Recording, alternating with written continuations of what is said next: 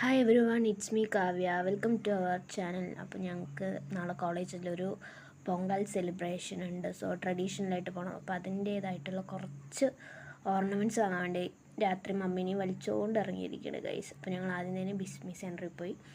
അവിടെ പോയിട്ട് നമുക്ക് കുറച്ച് വളകൾ മേടിക്കണം, കമ്മലുകളൊക്കെ മേടിക്കണം.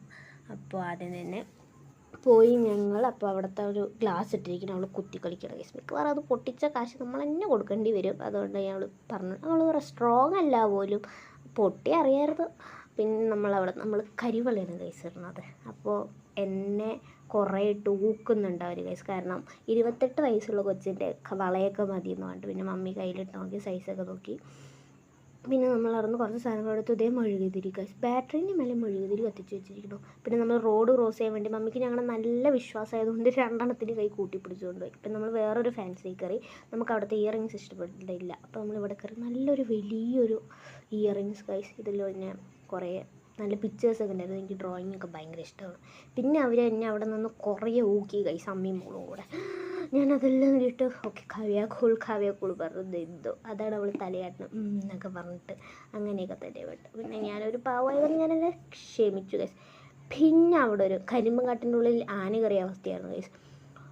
കുറേ കമ്മൽ വാരി അങ്ങോട്ട് പെറുക്കി ഇങ്ങോട്ട് പെറുക്കി, 3 കൂടെ എന്തൊക്കെയൊക്കെയോ കാണിച്ചു. പിന്നെ ഞങ്ങളൊരു കമ്മലൊക്കെ എടുത്ത് പിന്നെ അവിടെ നമ്മൾ ഇറങ്ങിയിട്ട് പിന്നെ നമ്മളൊരു ബേക്കറിയിലേക്കാണ്. ഇതെന്താ പറയുക സംഭവം, ഇവൾക്ക് റിങ്, കീർത്തനിക്ക് നല്ല റിങ്ങിൻ്റെ ഭ്രാന്തുണ്ട് ഗൈസ്. വാങ്ങിത്തരില്ല എന്ന് പറഞ്ഞപ്പോൾ പിണങ്ങിയിട്ട് അമ്മയും മോളും കൂടെ നടക്കുന്നത്. പിന്നെ ഒരു ഐസ്ക്രീം മേടിച്ചാൽ പറഞ്ഞപ്പോൾ കൊച്ച് ഹാപ്പി. അപ്പോൾ പിന്നെ അടിയും ചക്കരയായി. പിന്നെ അവിടെ പോയിട്ട് കുശല എന്തൊക്കെയൊക്കെയോ പറഞ്ഞിരുന്നു. പിന്നെ അതിൻ്റെ മണ്ടയ്ക്കിരുന്ന ഒരു കുപ്പിയിൽ പിടിച്ചതിന് എന്തൊക്കെയൊക്കെയോ കാണിക്കുന്നുണ്ടായിരുന്നു. പിന്നെ അവളുടെ അവിൽ മിൽക്ക് വന്നു ഗൈസ്. പിന്നെ പക്ഷേ മമ്മിക്ക് ഭയങ്കര ശോകം, കാരണം മമ്മി ഓർഡർ ചെയ്തത് വന്നില്ല. പിന്നെ അവസാനം ഞങ്ങളുടെ നീണ്ട കാത്തിരിപ്പിന് ശേഷം ഞങ്ങളുടെ വന്നു ഗൈസ്. അവൾ അവിൽ മിൽക്ക് വെച്ച് എന്തൊക്കെയായിരുന്നു പറയുക ഇവിടെ കാണിച്ചുകൊണ്ടിരുന്നത്.